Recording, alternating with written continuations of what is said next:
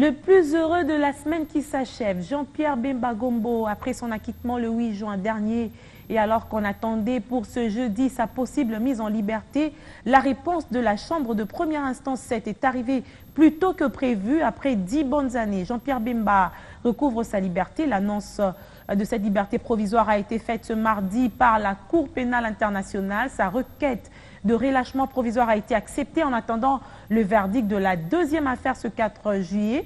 La question de l'indemnisation est quasiment sur toutes les lèvres. D'après Patrick Chiboui, les statuts de Rome prévoient ce mécanisme d'indemnisation dans son article 85 dans des circonstances exceptionnelles et il faudrait que les éléments soient remplis. Toutefois, il revient à cette dernière de statuer à ce sujet.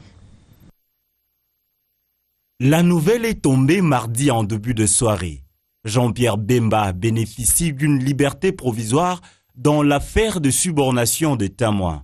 Comme il fallait s'y attendre, la liesse était au rendez-vous dans le chef des militants du mouvement de libération du Congo qui ont cru jusqu'au bout à l'innocence de leur leader.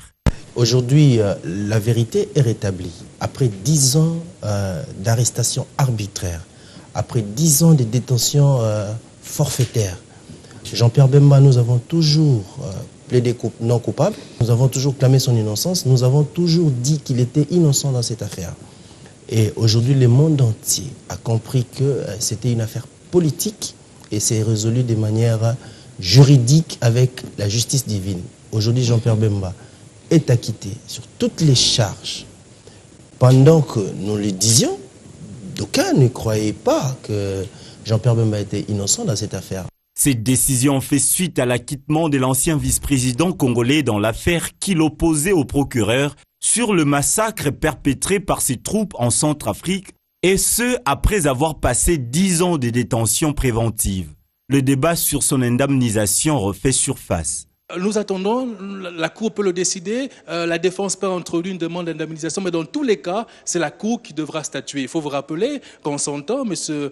Mathieu Ngudjolo avait également introduit une demande d'indemnisation. Après avoir été acquitté devant la Cour pénale internationale, la Cour a reçu ce recours, a analysé les arguments présentés par la défense de M. Mathieu Ngudjolo et conformément au statut de Rome a analysé et avait décidé de ne pas accorder l'indemnisation à M. Mathieu Ngudjolo. Mais c'est lui qui avait introduit cette demande. Dans le cas spécifique, nous ne savons pas, nous attendons, mais l'article 85 du statut de Rome prévoit un mécanisme par rapport à cela. Jean-Pierre Bemba devra se rendre en Belgique en attendant le verdict du procès sur la subornation de témoins prévu le 4 juillet prochain.